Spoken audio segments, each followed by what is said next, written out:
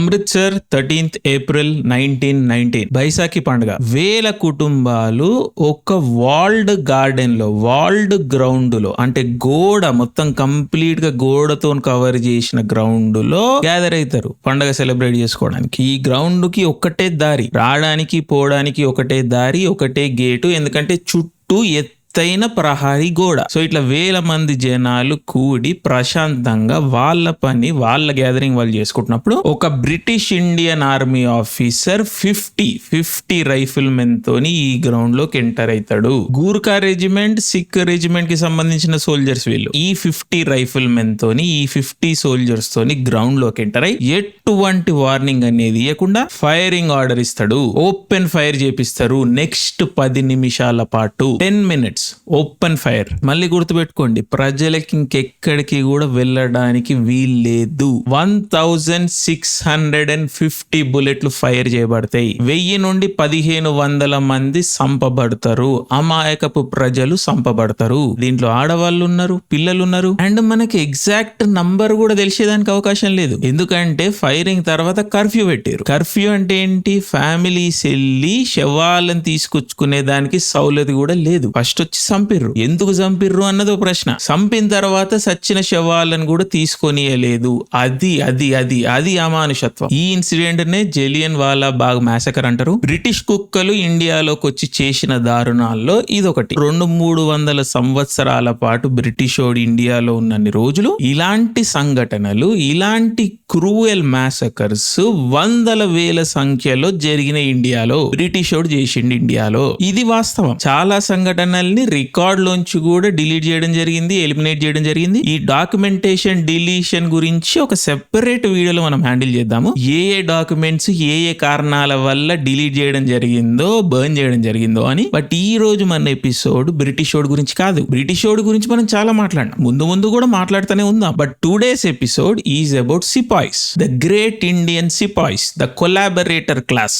ఎవరైతే బ్రిటిష్ వాడికి తొత్తుల్లాగుంటూ, వాడి బూట్లు నాకుతూ, వాడి సంకలెక్కి కూర్చొని వాడిని సర్వ్ చేసిర్రో, ఫెలో ఇండియన్స్ కి వ్యతిరేకంగా బ్రిటిష్ వాడికి కొలాబరేషన్ లో ఎవడి ఆధారితంగా బ్రిటిష్ వాడు అన్నేళ్లు ఇండియాని పరిపాలించగలిగిండో ఆ గొప్ప వ్యక్తుల గురించి ఈరోజు మనం డిస్కస్ చేద్దాం. కొలాబరేటర్ క్లాస్, నా భాషలో ట్రేటర్స్, దేశద్రోహులు. అండ్ ఈ రోజు ఎపిసోడ్ లో చాలా మంది హర్ట్ అవ్వచ్చు. హర్ట్ అవ్వాలి, తప్పలేదు. జనాలను చంపినోడు, ఆ సావు మీద బాగుపడ్డోడు మంచోడు ఎట్లయితాడు? సో వాడు చంపితే మనం తీసుకోవాలి, కానీ వాడిని తిరిగి మనము మాట్లాడే వాడు తీసుకోలేడంట. మన మంచితనము హద్దులు దాటిపోవడం కాకపోతే ఏందన్నట్టు? చంపినోని నువ్వు నన్ను చంపినోరా అని అనకపోవడం ఏంది? వద్దాం, ఆ టాపిక్ వద్దాం. బట్ ఇలాంటి జలియన్ వాలా బాగ్ మ్యాసకర్ లాంటి వెల్ డాక్యుమెంటెడ్ ఇన్సిడెంట్ మ్యాసకర్ తర్వాత పంజాబ్ లో ఏం జరిగింది? ఎందుకంటే జలియన్ వాలా బాగ్ మ్యాసకర్ జరిగింది అమృత్సర్ లో. అమృత్సర్ పంజాబ్ లో ఉన్నది. సో పంజాబ్ లో ఏం జరిగింది? కొంతమంది ప్రామినెంట్ ఇండియన్స్ డబ్బులు కలెక్ట్ చేశారు. దేనికి? చనిపోయిన ఫ్యామిలీస్ కి అని కాదు. ఈ డబ్బులు కలెక్ట్ చేసి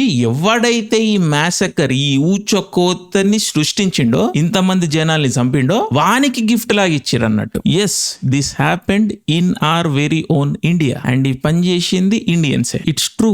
ఎస్. సో ఇలాంటి గొప్ప ఇండియన్స్ గురించే ఈ ఎపిసోడ్. ఈ మ్యాప్ చూడండి ఒకసారి. 1901 బ్రిటిష్ పరిపాలిత భారతదేశంలో దగ్గర 30 కోట్ల జనాభా ఉండేది. మనకెట్లా తెలుసు అంటే ఈ బ్రిటిష్ వాడే సెన్సస్ అనేది చేసిండు. దాని ప్రకారం ఆ రోజు జనాభా 29.5 crores ఏమో ఉండేది. 30 కోట్ల జనాభా. సో ఈ 30 కోట్ల జనాభాని గవర్న్ చేయడానికి, పోలీస్ చేయడానికి, ట్యాక్సులు కలెక్ట్ చేయడానికి, పోర్ట్స్ ని, రైల్వేస్ ని, కోర్ట్స్ ని, టోటల్ వ్యవస్థని కంట్రోల్ చేయడానికి మనుషులు కావాలి కదా. సో బ్రిటన్ అన్నది, యూకే అన్నది వేరే దేశం, సముద్రం అవతల ఉన్నది, ఖండాలు దాటున్నది. అండ్ అదొక చిన్న దేశం, దాని జనాభా తక్కువ. సో బ్రిటిష్ వాడు ఇండియాని కంట్రోల్ చేయడానికి వాడి దేశం నుంచి పంపించిన మనుషులు ఎంతమంది? దగ్గర 150,000 మంది. సో దగ్గర any given year on average Britain నుండి వచ్చిన బ్రిటిష్ సిటిజన్స్ ఇండియాలో ఉన్న సంఖ్య 150,000. సో 150,000 మంది 30 కోట్ల మందిని ఏ విధంగా కంట్రోల్ చేసిర్రు? ఇది ప్రశ్న. ఇదే ముఖ్యమైన ప్రశ్న. ఈ ప్రశ్న మనం ఇండిపెండెన్స్ టైం నుంచి వేసుకోవాల్సింది, కానీ కొన్ని కారణాల వల్ల వేసుకోలేకపోయినా. ఆ కారణాలు ఏంటి అని మనం ఈ రోజు ఎపిసోడ్ లో ఒక్కొక్కటిగా డిస్కస్ చేద్దాం. బట్ 150,000 మంది 30 కోట్ల మంది జనాభాని ఏ విధంగా కంట్రోల్ చేస్తారు? ఏ విధంగా చేయగలిగారు? ఈ 150,000 మంది 6 లక్షల ఊర్ల నుండి ఎవ్రీ సీజన్ టాక్సెస్ ఏ విధంగా కలెక్ట్ చేయగలిగారు? 1000 కిలోమీటర్లు టెలిగ్రాఫ్ లైన్లు ఏ విధంగా మెయింటైన్ చేయగలిగారు? 1000 కిలోమీటర్ల రైల్వేస్ ఏ విధంగా మెయింటైన్ చేయగలిగారు? ఈ రోజు ఇండియా కంటే ఎఫిషియెంట్ గా నడిచింది 1901 లో బ్రిటిష్ ఇండియా అనేది. అది కూడా వాస్తవమే. సో ఎట్లా చేయగలిగారు అంటే బ్రిటిష్ ఇండియా అనే బిజినెస్ ఏదైతే ఉందో అదొక outsourced franchise. It was funded on Indian capital, enforced by Indian soldiers and legitimised by Indian elites. British సామ్రాజ్యం అన్నది ఫ్రాంచైజ్, బ్రిటిష్ రాజ్యం యొక్క అవుట్ సోర్స్డ్ ఫ్రాంచైజ్. ఈ ఫ్రాంచైజ్ ఎవరికి ఇచ్చిర్రు? ఇండియాలో ఉన్న కొంతమందికి ఇచ్చిర్రు ఈ కాంట్రాక్ట్. వాళ్ళు ఇండియాలోనే డబ్బులు కలెక్ట్ చేసి ఈ సిస్టమ్ మొత్తాన్ని మెయింటైన్ చేసి వాళ్ళ షేర్ వాళ్ళు తీసుకొని మిగిలిన ప్రాఫిట్ బ్రిటన్ కి ఇచ్చేవాళ్ళు. ఎసెన్షియలీ ఈ విధంగా బ్రిటిష్ ఇండియా నడిచేది. తెల్లోడు నడపలే ఈ సిస్టమ్ ని, ఇండియన్సే నడిపిర్రు ఈ సిస్టమ్ ని. ఇండియన్స్ ని బానిసత్వంలోకి గురి చేసి కొంతమంది ఇండియన్స్ బాగుపడ్డారు, బ్రిటిష్ తోని కలిసి ప్రాఫిట్ షేరింగ్ చేసుకున్నారు. ఇది జరిగింది. ఈ విషయాన్ని మన పుస్తకాల్లో గాని మన పాపులర్ హిస్టరీలో గాని మనకి చెప్పరు. ఏదో బ్రిటిష్ వాడు సఫిస్టికేటెడ్ గన్లు పట్టుకొచ్చి సఫిస్టికేటెడ్ సిస్టమ్స్ పట్టుకొచ్చి బ్రూట్ ఫోర్స్ తోని ఇండియన్స్ ని కబ్జా పెట్టిండు, వైలెన్స్ తోని ఇండియన్స్ ని కంట్రోల్ చేసిండు. కొంతమంది నిస్సహాయులైపోయి ఇంకా తప్పేది లేక సర్వైవల్ కోసం బ్రిటిష్ తో కొలాబరేట్ అయ్యి ఎంతో కొంత పీస్ ని మెయింటైన్ చేసిర్రు అని చెప్పేసి ఒక ఫేక్ స్టోరీ, ఒక ఫేక్ నేరేటివ్ అన్నది మనకు చెప్పడం జరిగింది గత 70-80 ఏళ్ల స్వాతంత్ర భారతదేశంలో. బట్ యాక్చువల్ గా జరిగిన చరిత్ర ఏంటి? యాక్చువల్ గా జరిగిన వాస్తవం ఏంటి? ఒక కొలాబరేటర్ క్లాస్ ఇండియన్స్ ని అమ్మేసింది హోల్సేల్ గా, వాళ్ళ స్వప్రయోజనాల కోసం, వాళ్ళ బెనిఫిట్ కోసం, వాళ్ళ ప్రాఫిట్ కోసం. అండ్ ఇది వాలంటరీగా జరిగింది. ఎవడెవరిని ఫోర్స్ చేయలే.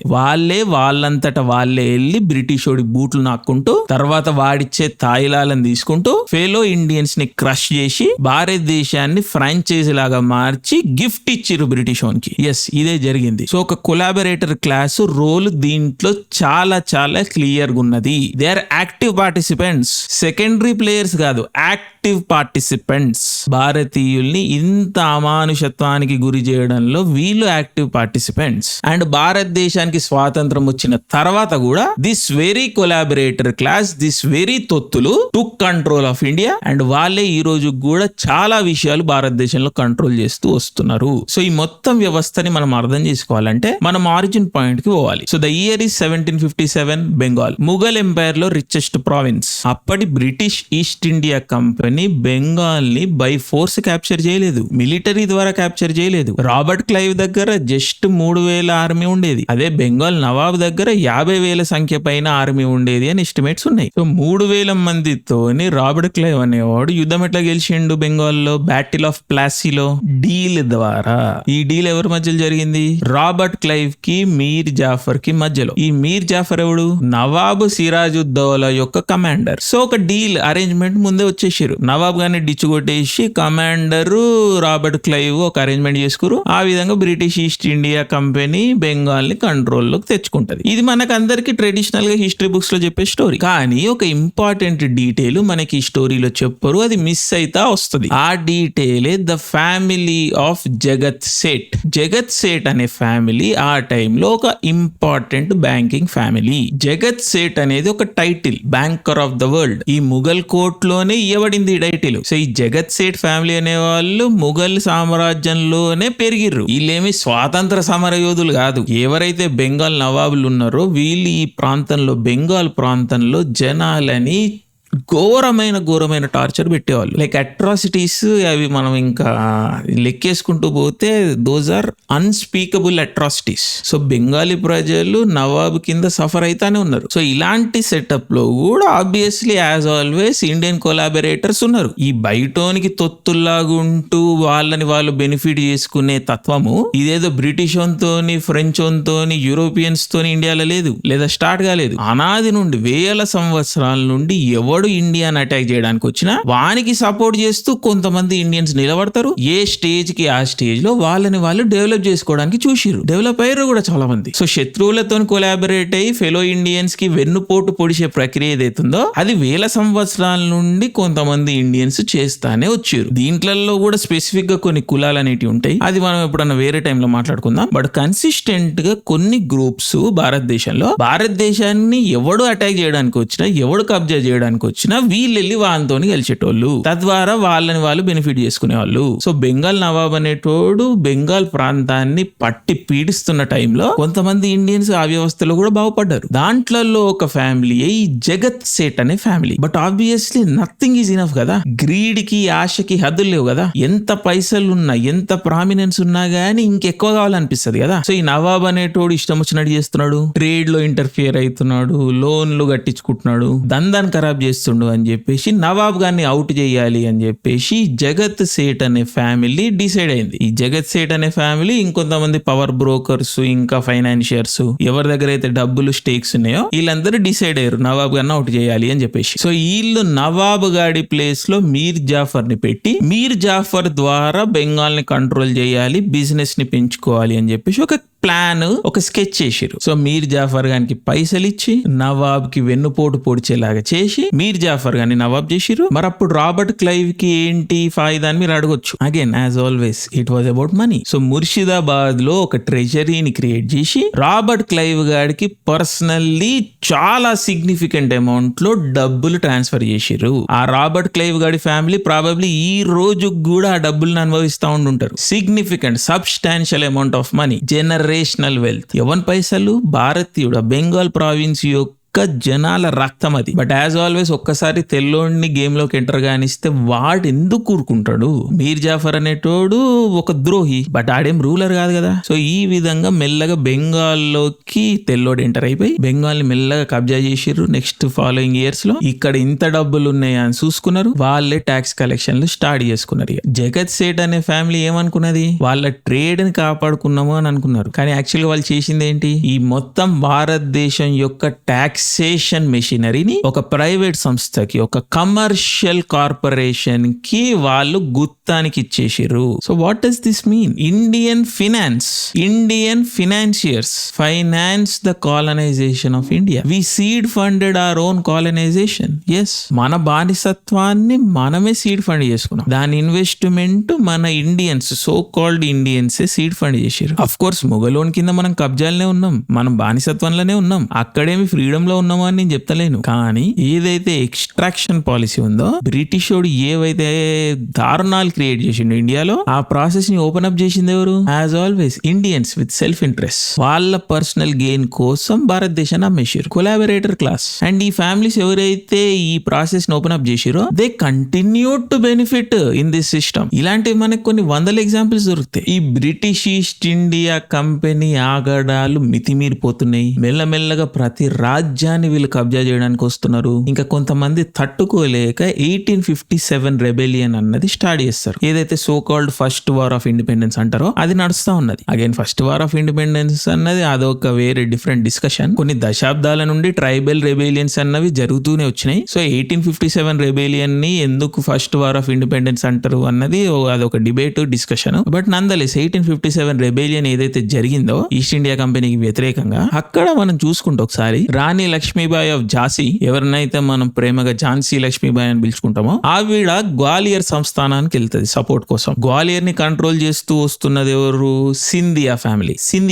They are still relevant today, they are still in charge in many ways. So ఈ Scindia family supported the British crown. వీళ్ళు వెళ్ళి లక్ష్మీబాయితో జాయిన్ కాలేదు. అదొక్కటే కాకుండా వీళ్ళు బ్రిటిష్ క్రౌన్ కి లాజిస్టికల్ సపోర్ట్ ఇచ్చారు, ఫుడ్ వగేరా వగేరా వగేరా. ఎస్, స్వాతంత్ర పోరాటం జరుగుతుంటే like before many Indians supported the British. ఇప్పుడు మనం హైదరాబాద్ లో చూసుకున్న Salar Jung was in charge back then, prime minister of Hyderabad. He was absolutely ruthless, brutal. Hyderabadis ని, హైదరాబాద్ స్టేట్ ని రివోల్ట్ జాయిన్ కాకుండా చూసిరు. మనం టోటల్ హైదరాబాద్ చాప్టర్ ని ఒక సెపరేట్ సిరీస్ లో హ్యాండిల్ చేద్దాం. చాలా మందికి చాలా మిస్కన్సెప్షన్స్ ఉన్నాయి నిజాంలో ఏం జరిగింది తెలంగాణలో, హైదరాబాద్ లో అని. అవన్నీ డీటెయిల్డ్ గా మనం ఒక సెపరేట్ సిరీస్ చేస్తాను నేను. అది నా పర్పస్. సో ఖచ్చితంగా నేను అది చేసి తీరుతాను. సో దాంట్లో హైదరాబాద్ లో తెలంగాణలో ఏం ఆకృత్యాలు జరిగినాయి, ఎవడెవడు ఏమేం చేసిండు, పేర్లు తీసుకొని మనం లిస్ట్ వేసుకుంటూ వద్దాం. అదే విధంగా నేపాల్ జంగ్ బహదూర్ కి సంబంధించిన గూర్ఖా ట్రూప్స్ ఉంటారు కదా, వాళ్ళు కూడా బ్రిటిష్ కే సపోర్ట్ చేసి. Again Gurkhas go on to become very important regiment in the Indian Army, earlier in the British Indian Army. Again, very complicated history like always. Same Gurkha regiment troops in first lo cheppinattu Jallianwala Bagh massacre lo kuda they play a role. They are the people firing the guns. Yeah. So naturally Indians కి support చేయకపోవడం వల్ల 1857 rebellion అన్నది crush అయిపోయింది. 1858లో direct British క్రౌనే ఇండియాని కంట్రోల్లోకి తీసుకుంటది. British East India కంపెనీని side line చేయడం జరుగుతుంది. సో 1858 నుండి ఒక కాంప్లెక్స్ సిస్టమ్ అన్నది క్రియేట్ చేయడం జరుగుతుంది. ఈ ప్రిన్స్లీ స్టేట్స్ 565 ప్రిన్స్లీ స్టేట్స్ ఏవైతే ఉండేటియో వీళ్ళందరినీ వాళ్ళ రాజ్యాలని వాళ్ళని పాలించుకోమని చెబుతూ బ్రిటన్ కి వీళ్ళని ఏ విధంగా లాయల్ గా ఉంచుకోవాలి అని చెప్పేసి ఒక కాంప్లెక్స్ సిస్టమ్ అన్నది ఏర్పాటు చేయడం జరుగుతుంది. అదే విధంగా ఈ బ్రిటిష్ ప్రావిన్సెస్ కూడా సెపరేట్ గా ఉండేవి, అవి డైరెక్ట్ బ్రిటన్ కంట్రోల్లోకి వచ్చేవి. సో ఈ మొత్తం వ్యవస్థను క్రియేట్ చేసిన తర్వాత ఒక సఫిస్టికేటెడ్ అండ్ సిస్టమాటిక్ మేనర్ లో ఒక బ్రిటిష్ లాయలిస్ట్ క్లాస్ ని క్రియేట్ చేయడం జరుగుతుంది భారతదేశంలో. వీళ్ళ సోల్ పర్పస్ ఇండియన్స్ ని బిట్రే చేసి బ్రిటన్ కి లాయల్ గా ఉంటూ భారతదేశం యొక్క బానిసత్వాన్ని కంటిన్యూ చేయడము, వాళ్ళు సొంతంగా ప్రాఫిట్ అవుతూ బ్రిటన్ కి ప్రాఫిట్ ని ట్రాన్స్ఫర్ చేస్తూ భారతీయుల్ని బానిసత్వంలోనే ఉంచడం అన్నది ప్లాన్ స్కెచ్. అండ్ ఇది చాలా చాలా కేర్ఫుల్లీ ప్లాన్డ్ ఎలాబరేట్ స్కీమ్. ఏదో యాదృచ్ఛికంగా అట్లా జరిగిపోయింది కాదు, కూర్చొని మనుషులు చేసిన పని ఇది. సో ఇప్పుడు మళ్ళీ మనం అమృత్సర్ కొద్దాం. 1919 జలియన్వాలా బాగ్ మ్యాసకర్ అయింది. భారతదేశం చెలించిపోయింది. ఎందుకంటే అప్పటికి ప్రెస్ అనేది వచ్చేసింది, న్యూస్ పేపర్లు అనేవి వచ్చేసినాయి, ఇండియన్స్ కి ప్రింటింగ్ ప్రెస్ యాక్సెస్ అన్నది వచ్చింది. సో ఇండియన్స్ ఈ మ్యాసకర్ జరిగింది అని చెప్పేసి ఫెలో ఇండియన్స్ కి చెప్పుకోగలిగారు. So it became this huge controversy. అందుకని ఈ ఇన్సిడెంట్ గుర్తుంది భారతీయులకి. లేకపోతే దీనికి ముందు జరిగిన వందల వేల ఇన్సిడెంట్లు ఎందుకు అట్లా చరిత్రలో కొట్టుకుపోయినాయి? ఎందుకంటే భారతీయులకి ఇన్ఫర్మేషన్ యాక్సెస్ లేదు, ప్రింటింగ్ యాక్సెస్ లేదు, ఆ ఇన్ఫర్మేషన్ ని స్ప్రెడ్ చేసుకోవడానికి యాక్సెస్ లేదు కాబట్టి. సో సమ్హౌ జలియన్వాలా బాగ్ మ్యాసకర్ అన్నది డాక్యుమెంట్ అయింది. ఇండియన్స్ షేక్ అయ్యారు, బ్లడ్ బాయిల్ అవ్వడం స్టార్ట్ అయింది. అదే విధంగా కొంతమంది ప్రామినెంట్ ఇండియన్స్ కూడా దీనికి రియాక్ట్ అయ్యారు. రవీంద్రనాథ్ ఠాగూర్ తన నైట్ హుడ్ ని ఏదైతే సర్ టైటిల్ ఉండేదో దాన్ని రిజెక్ట్ చేసిరు. పాస్చరింగ్ అనుకోండి, ఏదన్నా అనుకోండి, కొంతమంది అయితే ముందుకు వచ్చి మాట్లాడారు. వాళ్ళలో రవీంద్రనాథ్ ఠాగూర్ కూడా ఒకరు. సో ఈ ముఘల్స్ కింద తర్వాత బ్రిటిషర్స్ కింద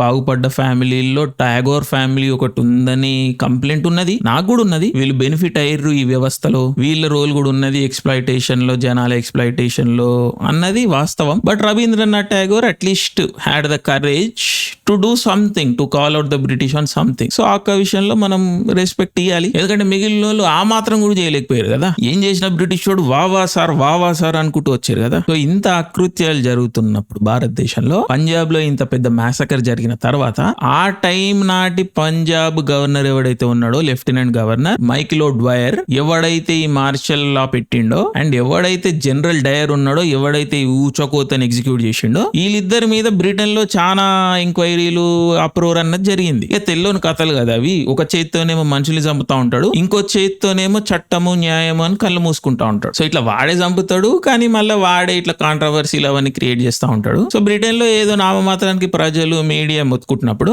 ఈ ఓడ్వైర్ అండ్ డయర్ గాన్ని సెలబ్రేట్ చేస్తూ పంజాబ్ లోని ఎలిట్స్ డబ్బులు కలెక్ట్ చేసి వీళ్ళకి గిఫ్ట్లు లాగా ఇచ్చారు. ఈ ఫండ్ రేజింగ్ ఆర్గనైజ్ చేసిన వాళ్ళల్లో చాలా మంది ప్రామినెంట్ పీపుల్ ఉన్నారు. దీవాన్ బహదూర్ తాపర్ ఎవరైతే ఈ బ్రిటిష్ వార్ టైమ్ కాంట్రాక్టర్ ఉండేనో తను లీడ్ చేసిండి ఫండ్ రేజింగ్ ని. తర్వాత తనకి బ్రిటిష్ ప్రభుత్వం ఏ విధంగా కాంట్రాక్ట్లు ఇచ్చింది, ఏ విధంగా ఇంకా తనని రిచ్ పర్సన్ ని చేసింది, order of the British empire తో సత్కరించింది, ఇవన్నీ కూడా మనకి డాక్యుమెంటెడ్ హిస్టరీ. ఇతని వారసత్వం కూడా తర్వాత చాలా పెద్ద పెద్ద లీడర్లు అయ్యారు. ఇండియన్ ఆర్మీలో కూడా వాళ్ళు రోల్ ప్లే చేశారు. అండ్ ఈ తాపర్ ఫ్యామిలీలోనే ఈ రోజు పాపులర్ జర్నలిస్ట్ కరణ్ తాపర్ కూడా వస్తారు. కరణ్ తాపర్ ఇంగ్లీష్ చూస్తారు కదా మీరు, ప్రిమ్ అండ్ ప్రాపర్. ఇతని చరిత్ర మొత్తం బ్రిటన్ తో అసోసియేటెడ్ ఉంటది. బ్రిటన్ లోనే చదువుకున్నారు, బ్రిటిష్ ఏజెన్సీలతో పనిచేసిర్రు, న్యూస్ ఏజెన్సీస్. తర్వాత ఇండియాలో కూడా పాపులర్ అయ్యారు, ఈ రోజుకి రెలవెంటే ఉన్నారు. Again prim and proper British English. He comes from wealth. So where did that wealth come from? That is the question we need to be asking. And ఈ రోజు కూడా కరణ్ తాపర్ లాంటి వ్యక్తులు ఇండియన్ ఇంట్రెస్ట్ లో పనిచేస్తున్నారు అని ఇండియన్స్ కాన్ఫిడెంట్ గా చెప్పుకునే పరిస్థితి లేదు. అది పరిస్థితి. ఇదంతా జరుగుతుంటే అమృత్సర్ లో ఉన్న ఒక most important place golden temple. చూడండి, ఈ తెల్లోడు రిలీజియస్ ఇన్స్టిట్యూషన్స్ ని కూడా వాడి రాజకీయాల్లో వాడుకున్నాడు. ఆ టైంలో గోల్డెన్ టెంపుల్ ని మేనేజ్ చేసేది బ్రిటిష్ అపాయింటెడ్ ఆఫీషియల్. బ్రిటిష్ వాడు ఒక వ్యక్తిని అపాయింట్ చేయాలంటే న్యాచురల్లీ వాడికి లాయల్ గా ఉండే వాళ్ళని అపాయింట్ చేస్తారు. సో ఆ టైంలో గోల్డెన్ టెంపుల్ ని మేనేజ్ చేసే వ్యక్తి అరూర్ సింగ్ ఈ జనరల్ డయర్ గాడిని గోల్డెన్ టెంపుల్ కి పిలిచి సత్కరించిండు. సిక్కిజం లోకి కన్వర్ట్ కమ్మన్నాడు. జనరల్ డయర్ గాడు ఒప్పుకోలేదు కాబట్టి ఆనరరీ సిక్ లాగా డిక్లేర్ చేశారు. జనరల్ డయర్ గాడిని ఎవరైతే సిక్కులను చంపిండో వాడిని ఆనరరీ సిక్ లాగా డిక్లేర్ చేశారు. This is all documented. ఇది రికార్డెడ్ చరిత్ర. సో అర్థం చేసుకోండి ఏ లెవెల్ కి దిగజారినరో కొంతమంది భారతీయులు. బ్రిటిష్ వాడి తొత్తులైపోయి భారతీయుల్ని చంపినోడిని పవిత్రమైన స్థానాల్లో సత్కరిస్తూ వచ్చారు. ఈ అరూర్ సింగ్ ఫ్యామిలీ రాను రాను పంజాబ్ లో ఒక ఇంపార్టెంట్ ఫ్యామిలీ లాగా ఎమర్జ్ అవుతుంది. అకాలీదళ్ పార్టీ పెట్టింది కూడా వీళ్ళే. మల్టిపుల్ టైమ్స్ వీళ్ళు పంజాబ్ లో గవర్నమెంట్ ఫామ్ చేశారు. సో వీళ్ళంతా ఎవరో ర్యాండమ్ పీపుల్ కాదు. బ్రిటిష్ ప్రభుత్వానికి ఎవరెవరైతే ఈ లెవెల్లో సపోర్ట్ చేసిర్రో వాళ్ళందరూ కూడా బాగుపడ్డారు.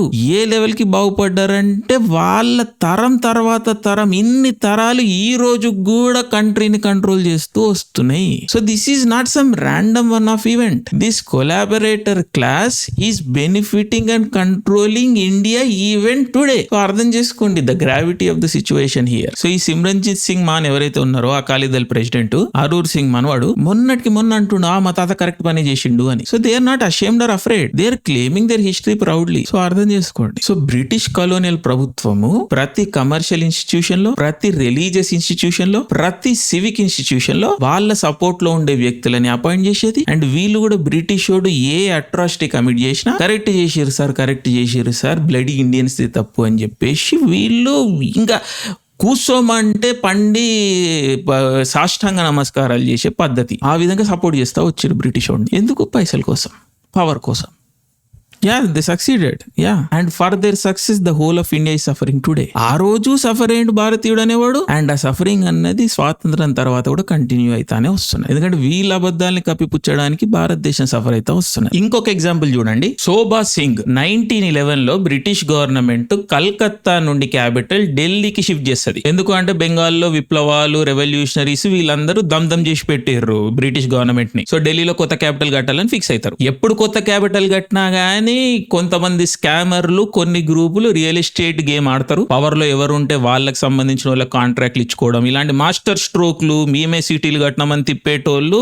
ఇది ఈ గేమ్ ఈ రోజు స్టార్ట్ అయిన గేమ్ కాదు. హైదరాబాద్ కట్టినామని చెప్పుకో తిరిగేటోళ్ళు చాలా మంది ఉన్నారు. ఈ రోజు కూడా హైదరాబాద్ ఏంది, హైదరాబాద్ ఎవరు కట్టిర్రు, 90s లో హైదరాబాద్ ఎవరు డెవలప్ చేసిర్రు, దాని మీద నేను డీటెయిల్డ్ గా వీడియో చేస్తాను. ప్రతి విషయం, ప్రతి ఆస్పెక్ట్ జనాలకి నిక్కచ్చిగా చెప్పడమే నా ప్రయత్నము. నిజం తెలవాలి, ఎందుకంటే చాలా స్కామ్లు తిరుగుతున్నాయి ఈ హైదరాబాద్ ఘటన పేరు మీద. అవన్నీ కూడా మనం with evidence, with factual evidence crystal clear గా డిస్కస్ చేద్దాం. దానికి టైం ఉన్నది. But going back to the construction of Delhi as the capital of India, అప్పుడు కూడా కాంట్రాక్ట్లు అనేవి ఎవరికి పోయినాయి. భగత్ సింగ్, బటుకేశ్వర్ దత్ ఒక లో ఇంటెన్సిటీ స్మోక్ బాంబులు వేసిరు కదా అప్పటి సెంట్రల్ లెజిస్లేటివ్ అసెంబ్లీలో. ఇంకలాబ్ జిందాబాద్ అని ప్రొటెస్ట్లు చేసిరు కదా. అక్కడ ఎవరిని కూడా చంపడం వాళ్ళ ఉద్దేశం కాదు అని మనకు తెలుసు. బట్ ఆ కేసులో one of the primary witness ఎవరు? ఇదే శోభా సింగ్. ఈ శోభా సింగ్ భగత్ సింగ్ ఏ పని చేసిండు, బటుకేశ్వర్ దత్తే వీళ్ళే బాంబులు వేసింది అని చెప్పేసి విట్నెస్ ఇచ్చిండు. Again one more time Indians కి అగేన్స్ట్ గా పనిచేసిండు. భగత్ సింగ్, బటుకేశ్వర్ దత్ ఏమన్నా వాళ్ళ కోసం పనిచేస్తారా? They are Indian independence freedom fighters. Let's never ever forget that. భారతదేశపు స్వాతంత్రం కోసం పోరాడిన అమరవీరులు వాళ్ళు. మన స్వాతంత్రం కోసం. It is because of their sacrifice we got independence. అలాంటి వ్యక్తులకి అగేన్స్ట్ గా ఎవరైతే విట్నెస్ గా నిలబడ్డారో ఆ వ్యక్తిని బ్రిటిష్ ప్రభుత్వం గొప్ప గొప్ప విషయాలతో సత్కరించింది. తక్కువ రేట్లకి ల్యాండ్ కాంట్రాక్ట్లు ఇచ్చింది. ఏ లెవెల్లో సంపాదించిండు శోభా సింగ్ అంటే తనని ఒక పాయింట్ లో ఆది దిల్లీక మాలిక్ అనేటోళ్ళు. He earned so much. Again knighthood కూడా ఇచ్చింది బ్రిటిష్ ప్రభుత్వం. భారతీయులని మంచిగా మోసం చేసినో, మంచిగా నిలబడ్డావు వీళ్ళకి వ్యతిరేకంగా అని చెప్పి షబాష్ అంటూ సత్కరించింది. ఎవరి జాగా ఎవడిచ్చిండు? ఈ ల్యాండ్ యాక్విజిషన్ ఏ విధంగా జరిగింది? కాంట్రాక్ట్లు ఎవరికి పోయినాయి? ఇవన్నీ మనము క్లియర్ గా తీయాల్సిన, ఈ పట్టాలన్నీ తీసి అసెస్మెంట్ చేయాల్సిన అవసరం ఉన్నది. బట్ అగైన్ ఇంకొక ఎగ్జాంపుల్ ఇది, ఎవరైతే ఇండియాని వెనుపోటు ఓడిచిర్రో వాళ్ళు బాగుపడ్డారు మన దేశంలో. సో ఎవరి శోభా సింగ్? ఖుష్వంత్ సింగ్ వాళ్ళ అయ్యా Khushwant Singh, the famous writer. Khushwant Singh ఎందుకు అంత ఫేమస్, ఎందుకంత అన్న దాని మీద మనకున్నాయి అనుమానాలు ఉన్నాయి. నాకు చిన్నప్పటి నుంచి అనుమానమే, ఖుష్వంత్ సింగ్ ఏడో పెట్టిన మన గవర్నమెంట్ పబ్లిష్ చేస్తూ ఉంటుంది ఈయన స్టోరీస్, ఎందుకు ఇంత ఫేమస్, ఈయన అంత పెద్ద టాలెంట్ ఏం అనిపించలేదని అనిపించేది. He was just an insider. అది వన్ మోర్ ఎగ్జాంపుల్. పొద్దున్న లేస్తే తాగుడు గురించి మాట్లాడతాడు, జల్సాల గురించి మాట్లాడతాడు. అసలు వై ఈజ్ ఈ ఫేమస్, వై ఈజ్ ఈ రైటర్ అన్నది దట్ ఆల్వేస్ బ్యాఫిల్డ్ మీ. తర్వాత ఒకసారి స్టోరీలు మనం వెతుకుతూ పోయినప్పుడు అసలు నిజాలు బయటకు వచ్చినాయి. ఖుష్వంత్ సింగ్ లైఫ్ స్టైల్ ఎట్లొచ్చింది? ఆయన రాసిన బుక్కులు అమ్మి వచ్చిన లైఫ్ స్టైల్ కాదు అది. ఖుష్వంత్ సింగ్ లైఫ్ స్టైల్ శోభా సింగ్ నుంచి వచ్చింది. శోభా సింగ్ ఎక్కడి నుంచి వచ్చినాయి పైసలు? భారతీయుల్ని వెన్నుపోటు పడడం వల్ల బ్రిటిష్ వాడు రివార్డ్ చేసిండు. ఓకే, అర్థమవుతుందా? గేమ్ అర్థమవుతుందా? సో August 15th, 1947 రోజు మనకి ఇండిపెండెన్స్ వచ్చింది. తెల్లోడి ప్రభుత్వం నుండి భారతీయుల ప్రభుత్వం వచ్చింది. ఏదైతే ఇన్స్టిట్యూషనల్ మెషినరీ ఉండేనో అది మొత్తం మోస్ట్ ఆఫ్ ఇట్ ఇండిపెండెన్స్ ముందే విధంగా ఉండేదో ఇండిపెండెన్స్ తర్వాత కూడా అదే విధంగా ఉంటూ వచ్చింది. ఇండియన్ సివిల్ సర్వీస్ అని బ్రిటిష్ వాడు ఒక సిస్టమ్ స్టార్ట్ చేసిండు. ఎందుకు స్టార్ట్ చేసిండు? వాని పర్పస్ లను సర్వ్ చేసుకోవడానికి, వాన్ ట్యాక్సులు కలెక్ట్ చేసుకోవడానికి అండ్ ఇండియన్స్ ని దబాయించి పెట్టడానికి ఒక వ్యవస్థ అది. అలాంటి ఒక వ్యవస్థ ఇండిపెండెన్స్ వచ్చిన డే 1 రిఫార్మ్ అవ్వాల్సింది ఉండే. That is one of the immediate priorities. ఒక వ్యక్తి దగ్గర ఒక డిస్ట్రిక్ట్ మొత్తాన్ని శాసించే అధికారం ఉండకూడదు. అది చాలా too much power. That power will corrupt people. So independence వచ్చిన వెంటనే ఈ సిస్టమ్ లో మార్పులు, లేకపోతే ఈ టోటల్ సిస్టమ్ ని ఎలిమినేట్ చేయాల్సిన సిచ్యువేషన్ ఉండే. డీకాలనైజేషన్ లో ఫస్ట్ స్టెప్ నన్ను అడిగితే ఈ ఇండియన్ సివిల్ సర్వీస్ లో మార్పులు అనేటివి. బట్ మనం ఆ పని చేయలేదు. అప్పటి మన లీడర్లు ఆ పని చేయలేదు. వాళ్ళ రీజన్స్ వాళ్ళకు ఉండొచ్చు. బట్ రాను రాను ఏవైతే ఇండియాలో స్ట్రక్చరల్ ప్రాబ్లమ్స్ ఉన్నాయో ఈ రోజుకి, కరప్షన్ తీసుకోండి, బ్యూరోక్రాటిక్ రెడ్ టేప్ తీసుకోండి, డెసిషన్ పారాలిసిస్, ఇలాంటి కాన్సెప్ట్ ఏమన్నా తీసుకోండి. ఇండియా ఎందుకు డెవలప్ అయితే లేదు అని ఏ కారణం మనం తీసుకున్నా దాని సోర్స్ వచ్చేసి ఈ సిస్టమ్, ఈ బ్యూరోక్రసీనే. సో అలాంటి వ్యవస్థ ఇండిపెండెన్స్ తర్వాత కూడా కంటిన్యూ అయితే వచ్చింది. And not just bureaucracy, Indian penal code మొన్న మార్చిర్రు. బట్ అది కూడా పెద్ద డిఫరెంట్ ఏం కాదు. సో ఏ పీనల్ కోడ్ అయితే భారతీయులని అణిచివేయడానికి బ్రిటిష్ వాడు క్రియేట్ చేసిండో, మన స్వతంత్రపు భారతదేశ వ్యవస్థ కూడా అదే పీనల్ కోడ్ ని అడాప్ట్ చేసుకున్నది. అందుకే పోలీస్ బ్రూటాలిటీ ఇంత విపరీతంగా ఉంటుంది మన దేశంలో. ఎందుకంటే మన పీనల్ కోడ్ పని మనల్ని ప్రొటెక్ట్ చేయడం కాదు, మనల్ని అణిచివేయడం. I'm sorry to say, but ఇదే వాస్తవం. మనకు ఒక ఇన్స్టింక్ట్ ఇట్లా పోలీస్ ని చూడంగానే, వ్యవస్థను చూడంగానే, అడ్మినిస్ట్రేషన్ ని చూడంగానే ఎందుకు భయం అవుతుంది? వచ్చి మనని కొడతారు, మన దగ్గర ఉన్నది గుంజుకుంటారు, మన ఇళ్ళ నుంచి మన ఇళ్ళ కొడతారు. ఇవే కదా మన భయాలు. సర్కార్ అంటే మనకి ఎందుకు భయం వేస్తుంది? సర్కార్ వచ్చి ఏ క్షణంలో మన నుంచి ఏం గుంజుకుంటది అన్నదే కదా మన భయము. ఈ రోజుకి 2026 లో కూడా మన భయం అదే. రోడ్ మీద పోలీస్ వచ్చి ఎప్పుడు మనని కొడతదా, మన నేమ్ అక్యూజ్ చేస్తారా, మనని ఎక్కడికి తీసుకుపోతారా, ఇదే మన భయం. ఈ భయం ఎందుకున్నది? ఎందుకంటే బ్రిటిష్ వాడు ఏదైతే సిస్టమ్స్ తయారు చేసిండో ఇండియన్స్ ని అణిచివేయడానికి, ఏవైతే చట్టాలు తయారు చేసిండో ఇండియన్స్ ని అణిచివేయడానికి, ఇండిపెండెన్స్ తర్వాత కూడా వ్యవస్థ అవే చట్టాలని ఆపాదించుకున్నది, మార్పులు చేయలేదు. ఎందుకంటే ఎవరైతే ఇండిపెండెన్స్ తర్వాత కంట్రీని తీసుకున్నారో, గవర్న్ చేస్తూ వచ్చిరో, వాళ్ళ పర్పస్ మనని బాగుపరచడం కాదు, వాళ్ళ అధికారాలని చెలాయించుకోవడం, వాళ్ళ తర్వాత వాళ్ళ కుటుంబస్తులే దేశాన్ని పరిపాలించాలి, ఆ అధికారాన్ని మెయింటైన్ చేసుకోవాలి అని సిస్టమ్స్ ని క్రియేట్ చేసి పెట్టుకోవడం. ఇదే పర్పస్, అదే కంటిన్యూ అయితే వస్తున్నది. సో ఏదైతే British time land acquisition act ఉండేనో, అంటే బ్రిటిష్ ప్రభుత్వం వచ్చి ఇష్టం వచ్చినట్టు విచ్చలవిడిగా జనాల ల్యాండ్ తీసేసుకోవచ్చు, అదే ల్యాండ్ అక్విజిషన్ భారతీయ ప్రభుత్వంలో కూడా ఉండే. ఆ ల్యాండ్ అక్విజిషన్ యాక్ట్ 2013 వరకు కంటిన్యూ అయితే వచ్చింది. అండ్ 2013 తర్వాత కూడా సవరణలు చేసిర్రు, కానీ అంత పెద్ద గొప్పగా ఏం లేదు. మన ల్యాండ్ ప్రభుత్వం వచ్చి ఇంకా ఈ రోజుకి కూడా ఏదన్నా చేసి తీసుకునేదానికి అవకాశం ఉన్నది. అండ్ ఇండియన్ పీనల్ కోడ్ కూడా భారతీయ న్యాయ సంహిత అని ఏదో మార్చిర్రు 23-24 లో. బట్ పేర్ల వరకే, అది వ్యవస్థలో ఎటువంటి మార్పులు పెద్దగా నాకేం కనిపిస్తలేదు. ఈ రోజు ఒక ర్యాండమ్ కౌన్సిలర్, ఒక ర్యాండమ్ వార్డు మెంబరు నీ మీదేమైనా చేయాలనుకుంటే సిస్టమ్ లో కూర్చొని చేస్తాడు. విత్ ఇన్ ద సిస్టమ్ నిన్ను టార్చర్ చేయాలని వాళ్ళు ఫిక్స్ అయితే చేస్తారు. నిన్ను ఒక యావరేజ్ ఇండివిజువల్ ని టార్చర్ చేస్తారు. అంత ఒప్రెసివ్ ఉన్నది ఈ రోజు కూడా మన సిస్టమ్. ఈ మాట చెప్పడంలో నాకు ఎటువంటి అనుమానాలు లేవు. సో ఏ ఫ్యామిలీస్ అయితే బ్రిటిష్ వాడికి తొత్తుల్లాగుంటూ వాళ్ళ ఆస్తులు, పేర్లు, పరపతులు పెంచుకుంటున్నాయో, ఫెలో ఇండియన్స్ ని తొక్కుతూ, సంపుతూ, వాళ్ళ రక్తాన్ని తాగుతూ, వాళ్ళ పేరుని, వాళ్ళ ప్రతిష్టల్ని, వాళ్ళ ఆస్తుల్ని పెంచుకున్నాయో, ఏమైనాయి ఆ ఫ్యామిలీస్ అన్ని? ఏమైనాయి? స్వాతంత్రం వచ్చిన తర్వాత ఆ ఫ్యామిలీస్ అన్ని ఏమైనాయి? వాళ్ళ డబ్బుని, అధికారాన్ని, పరపతిని ఇంకా పెంచుకుంటూ వచ్చినాయి. అంటే నేనేమడుగుతా అంటే, మనం స్వాతంత్రం తెచ్చుకునేది ఎవరి దగ్గర నుంచి? బ్రిటిష్ వాడి దగ్గర నుంచి, నిజాంల దగ్గర నుండి కదా. వాళ్ళ దగ్గర నుండి స్వాతంత్రం పొందడానికే కదా మన పూర్వీకులు రక్తాలు చెందించింది, ఇన్ని త్యాగాలు చేసింది. సో అలాంటి వ్యక్తులతో పనిచేసి, కలిసి పనిచేసిన వ్యక్తులు, వాళ్ళ బూట్లు నాకిన వ్యక్తులు స్వాతంత్రం తర్వాత మంచోళ్ళు ఎట్లా అయ్యారు? బ్రిటిష్ బ్రిటిష్ తోని అసోసియేషన్ అన్నది గొప్ప విషయం ఎప్పుడైంది? ఎవడన్నా మా తాత బ్రిటిష్ కింద పనిచేసిండు, మా తాత బ్రిటిష్ టైంలో మ్యాజిస్ట్రేటు, బ్రిటిష్ టైంలో మాకు అన్ని కాలేజీలు ఉండేటివి, మేము అంతా చదివినాము, మాకు అన్ని భూములు ఉండేటి అని ఈ రోజుకి మన కంట్రీలో ఫ్లెక్స్ చేసుకుంటా ఉంటారు కదా. అదేదో గొప్ప విషయం అనుకొని చెప్పుకుంటా ఉంటారు కదా. ఎట్లా గొప్పోళ్ళారు? తెల్లోని మన దేశం నుంచి ఎలగొట్టినప్పుడు తెల్లోనితో పని చేసినోడు మంచోడు ఎట్లయిండు? ఈ ప్రశ్నలు మనం అడగాల్సింది కదా ఇండిపెండెన్స్ టైంలో. కానీ మనల్ని అడగనీయలేదు. కులాల పేరు మీద, వేరే వాటి పేరు మీద, వేరే వ్యవస్థల పేర్లు పెట్టుకొని మనలాంటి వాళ్ళని, మన వాయిసెస్ ని అణిచివేయడం జరిగింది. బట్ ఈ రోజు అయితే మనం ఖచ్చితంగా మాట్లాడుకోవాలి ఈ విషయాల్ని. సో 1947 తర్వాత లైసెన్స్ రాజ్ పేరు మీద వీళ్ళే కంట్రీని గవర్న్ చేస్తూ, వీళ్ళే ఇండస్ట్రీల పర్మిషన్లు ఇచ్చుకుంటూ, వీళ్ళలో వీళ్ళే ఆస్తులు, దేశపు ఆస్తులని పనిచేసుకున్నారు. ఎస్, ఇదే జరిగింది. అండ్ ఇండిపెండెన్స్ తర్వాత కూడా ఇంగ్లీష్ మీదనే కోర్టులు, చట్టాలు ఇవన్నీ నడిచినాయి. కాబట్టి ఎవడైతే బ్రిటిష్ టైంలో బ్రిటిష్ పీపుల్ కి అనుకూలంగా స్కూళ్ళకి పోయి, కాలేజీలకు పోయి డిగ్రీలు సంపాదించారు కదా, ఇండిపెండెన్స్ తర్వాత వాళ్ళకే ఉద్యోగాలు, వాళ్ళ పిల్లలకే ఇవంతా సెటప్ ని, సిస్టమ్ ని మొత్తం క్యాప్చర్ చేసి పెట్టారు. న్యాచురల్లీ మెరిట్ అంటారు దీన్ని. ఏందా మెరిట్ అంటే సొంత దేశస్తులని వెన్నుపోటు పొడిచి బ్రిటిష్ ఓడి బూట్లు నాకడం మెరిట్. అర్థమవుతుందా? బ్రిటిష్ ఓడితో పోరాడుతూ చచ్చిపోయి రక్తాలు చిందించిన వాళ్ళు, వాళ్ళ పిల్లలందరూ పిచ్చోళ్ళు. అందుకే బీదోళ్ళలాగా మిగిలిపోయారు స్వతంత్ర భారతదేశంలో. ఇంగ్లీష్ ఎడ్యుకేషన్ లేక, ఆస్తులు భూములు లేక అనాథల్లాగా రోడ్ల మీద నిలబడ్డారు. సో స్వాతంత్రం వచ్చిన 70-80 ఏళ్ల తర్వాత కూడా మన కాలనైజేషన్ అన్నది అది బ్రెయిన్ లోంచి వదిలిపోవట్లేదు, మన వ్యవస్థను వదిలిపెట్టి పోవట్లేదు. ఏదో రోడ్ల పేర్లు మార్చినము, బిల్డింగ్ల పేర్లు మార్చినము అని చెప్పేసి డీకాలనైజ్ అయిపోయినాం అనుకుంటే తప్పది. కలోనియల్ వ్యవస్థ ఇండిపెండెన్స్ దాటి భారతదేశంలో ఈ రోజుకి మిగిలి ఉన్నది.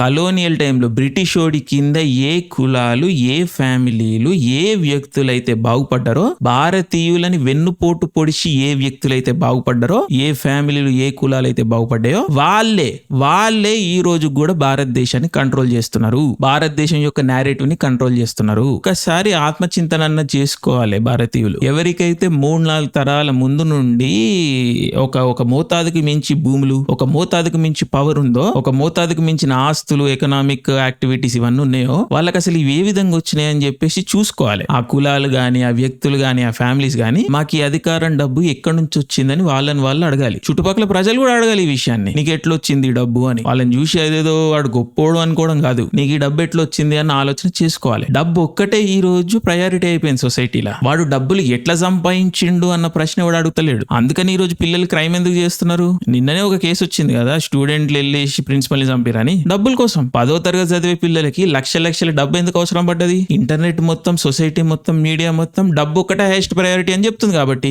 డబ్బు ఉంటే డబ్బు ఎట్లా వచ్చిందని ఎవడు అడుగుతలేడు కాబట్టి. అండ్ అది ఈ రోజు వాస్తవమే, 1947 లో కూడా వాస్తవమే. సో మన కంట్రీలో విలువలు మార్చాల్సిన టైం వచ్చింది. డబ్బు ఉండడం విలువ కాదు, డబ్బు ఉండడం హైయెస్ట్ వర్చ్యూ కాదు. ఆ డబ్బు ఎట్లొచ్చింది అని అడగాల్సిన పరిస్థితి వచ్చింది ఈ రోజు. లేకపోతే కంట్రీ చేదాటిపోయేదానికి తీవ్రమైన అవకాశాలు ఉన్నాయి. ఆల్రెడీ చాలా సిచ్యువేషన్స్ లో చేదాటిపోయింది కంట్రీ. బట్ ఉన్న ఎంతో కొంత కంట్రీని మనం కాపాడుకోవాలంటే మన వాల్యూస్ ని రీకాలిబ్రేట్ చేసుకోవాల్సిన టైం వచ్చింది. ఎవడైతే దేశాన్ని వెన్నుపోటు పొడిచిండో వాని కొడుకొచ్చి దేశాన్ని కబ్జా పెట్టిండు. మళ్ళీ వాని కొడుకొచ్చి ఈ రోజు విప్లవాన్ని లీడ్ చేస్తా అంటుండు. నువ్వెవనివిరా విప్లవాన్ని లీడ్ చేయనీకి? నువ్వు పైసలలో పుట్టినవు, నీ తోలే తెల్ల ఉన్నది, నీ భాషనే మొత్తం వేరే విధంగా ఉంటది. అసలు నీకు నాకు ఎటువంటి సంబంధం లేదు. సో ఇన్ని రోజులు వ్యవస్థను కబ్జా చేసి పెట్టి దాంట్లో నువ్వు బాగుపడి పోయి దేశాలన్నీ తిరిగి మొత్తము ఫారెన్ కంట్రీలు ఆ ఎడ్యుకేషన్ ఈ ఎడ్యుకేషన్ అని తీసుకొని వచ్చి ఈ రోజు ఎవరైతే వాళ్ళ హక్కుల కోసం పోరాడుతుర్రో ఆ ఉద్యమాన్ని కూడా నువ్వే లీడ్ చేస్తా అంటున్నావు. అంటే ఎక్కడ పవర్ ఉంటే అక్కడ పోయి నువ్వు పవర్ ని కబ్జా పెడతా అంటున్నావు. సిస్టమ్ లో ఉన్న పవర్ ని కబ్జా పెట్టినావు. ఇప్పుడు సివిల్ సొసైటీలోంచి వచ్చే విప్లవాన్ని కూడా నువ్వే కబ్జా పెడతా అంటున్నావు. ఆ పవర్ ని కూడా నువ్వే క్యాప్చర్ చేస్తా అంటున్నావు. అంటే నార్మల్ వ్యక్తి అనేటోడు పోవాలి. ఇంకా ఇప్పటికి రోడ్డు మీద విప్లవాల్లో కేసులు పడేవి, లేకపోతే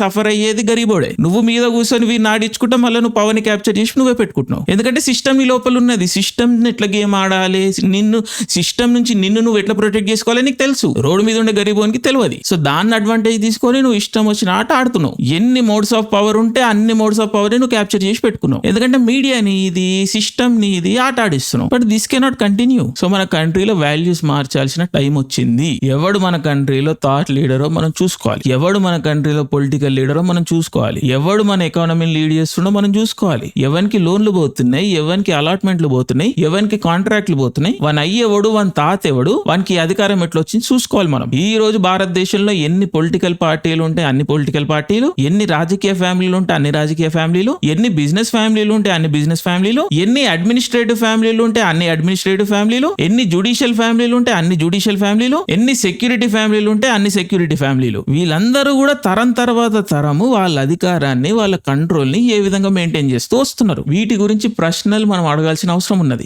ఏ విధంగా వీళ్ళే మీడియా హౌసెస్ ని కంట్రోల్ చేస్తూ వస్తున్నారు సిన్స్ ఇండిపెండెన్స్, ఏ విధంగా వీళ్ళే క్యాపిటల్ ఫ్లో ని కంట్రోల్ చేస్తూ వస్తున్నారు సిన్స్ ఇండిపెండెన్స్, ఏ విధంగా జనాల్ని వీళ్ళు అణిచివేస్తూ వస్తున్నారు సిన్స్ ఇండిపెండెన్స్ సిస్టమ్ ని వాడుకొని. సో ఇది చాలా క్రూషియల్ పార్ట్ ఇక్కడ. ఈ విషయాలన్నీ కూడా వీళ్ళు సిస్టమ్ లో ఉండి నడిపిస్తున్నారు. ఇప్పుడు ఆఫ్రికా లాంటి కంట్రీస్ లో ఒక నియంత వచ్చిండు, వాడు వైలెన్స్ ద్వారా జనాల్ని కంట్రోల్ చేస్తాడు. భారతదేశంలో జస్ట్ వైలెన్స్ ద్వారా మనుషులు కంట్రోల్ అయితే లేరు, అణచివేతకు గురైతే లేరు, సిస్టమ్ ద్వారా జనాలు అణచివేతకు గురైతున్నారు. ఆ వ్యత్యాసాన్ని మీరు గుర్తించండి. ఎవరైతే దేశాన్ని కబ్జా చేసి పెట్టిర్రో వీళ్ళకి డైరెక్ట్ వైలెన్స్ వాడాల్సిన అవసరం లేదు. సిస్టమ్ ద్వారా కేసులు పెట్టి పొలిషియల్ ఇంటిమిడేషన్ ద్వారా జాగాలు లాక్కొని అకౌంట్లు బ్లాక్ చేసి పాస్పోర్ట్లు క్యాన్సిల్ చేసి ఈ విధంగా కోర్షన్ అన్నది మెయింటైన్ చేస్తున్నారు. జనాలని అణచివేతకు గురి చేస్తున్నారు. ఎవరన్నా ఒక వ్యక్తి గురించి అగేన్స్ట్ గా మాట్లాడితే పేరు తీసుకొని వాళ్ళని తొక్కేస్తున్నారు. సో సిస్టమ్ ని అడ్డం పెట్టుకొని జరుగుతుంది గేమ్ అంతా. సో అదొక యూనిక్ విషయం. దాన్ని మనం స్పెసిఫిక్ గా గుర్తించాలి, ఐడెంటిఫై చేసుకోవాలి అండ్ దాని గురించి మాట్లాడాలి. ఇది ఎప్పుడు స్టార్ట్ అయిందో చూసుకోవాలి. ఎవరెవరు ఇండిపెండెన్స్ టైంలో బాగుపడ్డారు, ఏ కారణాల చేత బాగుపడ్డారు, వీళ్ళు బాగుపడడానికి దేశం ఎన్ని సాక్రిఫైస్ చేయాల్సి వచ్చింది, ఈ లెక్కలు అనేవి మనం వేసుకోవాలి. ఒకడు డబ్బులున్నంత మాత్రాన, తెల్ల తోలున్నంత మాత్రాన, ఏదో ఇంగ్లీష్ మాట్లాడుతుండు అన్నంత మాత్రాన వాడు ఆటోమేటిక్ గా గొప్పోడు అయిపోయిండు అని చెప్పేసి మనం ఊహించుకోవడము, ఆ అజంప్షన్ లో ఉండడం మానేయాలి. ఇన్ఫాక్ట్ ఈ క్వాలిటీస్ ఉన్న వాళ్ళని కొంచెం అనుమానపు దృక్పథంతోనే చూడాలి. నేనైతే పర్సనల్ లైఫ్ లో అదే ఫాలో అవుతా. ఎవరైనా మొత్తం ఇట్లా అసలు లైఫ్ లో ఎండగలకుండా ఉంటారు కదా ఇండియన్స్, ఈసీలలో వండుకుంటా మచ్చలేని తెల్ల తోలేసుకొని మంచి ఇంగ్లీష్ మాట్లాడుకుంటా మొత్తం దేశాన్ని బాగుపరుస్తా అని మాట్లాడతారో వాళ్ళని చూడంగానే నాకు అనుమానం వస్తుంది. ఫస్ట్ అసొంటి వ్యక్తులను నేను ఏ రోజు నమ్మను. ఎందుకంటే వాళ్ళు స్వార్థపరులే ఉంటారు. వాడు మన కోసం పని చేస్తాడని నేను నమ్మను. వాళ్ళకి ఇండియా పట్ల లాయల్టీ ఉండదు, ఇండియన్స్ పట్ల అసలుకే లాయల్టీ ఉండదు. సిస్టమ్ నుంచి ఏ విధంగా వాళ్ళు ఎక్స్ట్రాక్ట్ చేయాలి, ఏ విధంగా అధికారాన్ని తీసుకోవాలని చూస్తూ ఉంటారు. కానీ మన సిస్టమ్ అలాంటి వాళ్ళని రివార్డ్ చేస్తూ ఉంటది, మనలాంటి వాళ్ళని సైడ్ లైనే చేస్తూ ఉంటది. ఎందుకంటే మనం నిజం మాట్లాడతాం కదా, నిజం ఎవరికి నచ్చదు మన దేశంలో. ఎందుకంటే నిజము వాడి పుట్టుకని క్వశ్చన్ చేస్తుంది, వాడి ఆరిజిన్ ని క్వశ్చన్ చేస్తుంది. సో ఆబ్వియస్లీ వాడికి నచ్చదు. అండ్ వాడి దగ్గర అధికారం ఉన్నది, వాని తాత కబ్జా చేసి పెట్టిండు. సో అధికారాన్ని కోల్పోవడం ఎవరికి నచ్చదు. సో అందుకని వాడే విప్లవం అంటాడు. విప్లవం ఎవరికి వ్యతిరేకంగా రా అంటే వానికి వ్యతిరేకంగానే అంటాడు. సో వాడే అధికారంలో ఉంటాడు, వాడే విప్లవాన్ని సృష్టిస్తాడు, ఆ విప్లవానికి అధికారం కూడా వాని దగ్గరనే పెట్టుకుంటాడు. సో ఈ విధంగా సిస్టమ్ క్యాప్చర్ చేసి బ్యాలెన్స్ మెయింటైన్ చేస్తూ ఆ విధంగా నడిపిస్తూ ఉంటారు. ఇది మన కంట్రీలో జరుగుతున్న గేమ్ ఈ రోజు. సో మనం ఆనెస్ట్ గా మన వాల్యూస్ ని రీకాలిబ్రేట్ చేసుకోవాల్సిన అవసరం ఉన్నది. కొన్ని ఫండమెంటల్ క్వశ్చన్స్ మనం ఏవైతే ఇండిపెండెన్స్ టైంలో అడగాలో అవి ఆ రోజు మనం అడగనీయలేదు, బట్ ఈ రోజు మనం అడగగలుగుతున్నాము. సో అడుగుతూనే ఉండాలి. ఎవరు ఎక్కడి నుంచి వచ్చారు, ఏం మాట్లాడుతున్నారు, ఏ బేసిస్ మీద మాట్లాడుతున్నారు, వాళ్ళకి ఏ బేసిస్ మీద అథారిటీ వచ్చిందని కూడా మనం ప్రశ్నించాలి. ఏదైనా కూడా ఎట్ ఫేస్ వాల్యూ ఉండాలి. క్రెడిబిలిటీ అన్నది ఎక్కడి నుంచో వచ్చిందని చూడకూడదు. ఆ మనిషి లైఫ్ టైంలోనే వాడు క్రెడిబిలిటీ క్రియేట్ చేసుకుండా లేదని చూడగలగాలి. ఈ లెగసీలు, లౌడాలు ఇలాంటి టాపిక్లన్నీ మనం డిలీట్ చేయాలి. మన దేశంలో లెగసీలు తవ్వుకుంటూ పోతే అక్కడ ఇక అమానుషమైన విషయాలు తప్పించి, క్రూరమైన విషయాలు తప్పించి అంత పెద్ద గొప్ప విషయాలు ఏమి ఉండే. అంత గొప్ప లెగసీలు ఉండే లెక్కలో మన దేశం ఏదో ఫస్ట్ వరల్డ్ కంట్రీ అవ్వాలా, అమెరికా అవ్వాలా, కానీ లేదు కదా. ఇంకా మనం థర్డ్ వరల్డ్ కంట్రీనే కదా. మన దేశంలో ఇంకా ఇంత బీదరికం ఉన్నది కదా. సో జెన్యూన్లీ గ్రేట్ లెగసీ ఉన్న వాళ్ళు 50లో 100లో మంది ఉంటారు. సో అలాంటి ఒక ఎక్సెప్షనల్ పీపుల్ ని తీసేస్తే అంటే అబ్దుల్ కలాం, రామానుజను, ఇస్రో సైంటిస్టులు, డిఆర్డిఓ సైంటిస్టులు, కొంతమంది బిజినెస్ లీడర్లు ఎవరైతే జెన్యూన్ ఇన్నోవేషన్ చేసిరో ఇలాంటి కొంతమంది 100ల మంది 1000 మంది సంఖ్యలో వ్యక్తులను మనం తీసేస్తే, వీళ్ళని మినహాయిస్తే ఇంతకు మించి పెద్ద గొప్ప లెగసీలు ఏం లేవు మన దేశంలో. ఎవరికి వాడు లెగసీలు అని చెప్పుకొని తిరుగుతూ ఉంటాడు. ఏంద్రా నీ లెగసీ? నువ్వు ఒక ఇండస్ట్రీని కబ్జా పెట్టుడా?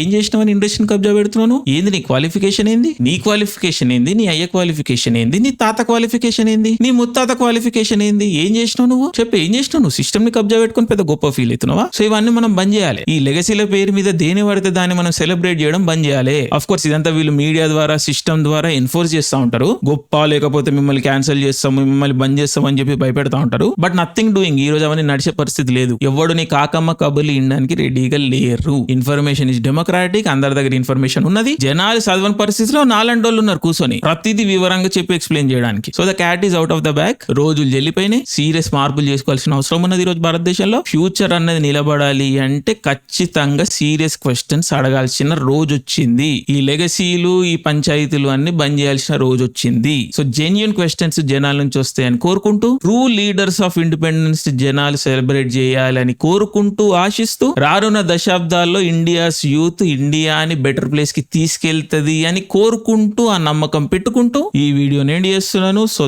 Thank you, love you all. జై తెలంగాణ, జై హింద్.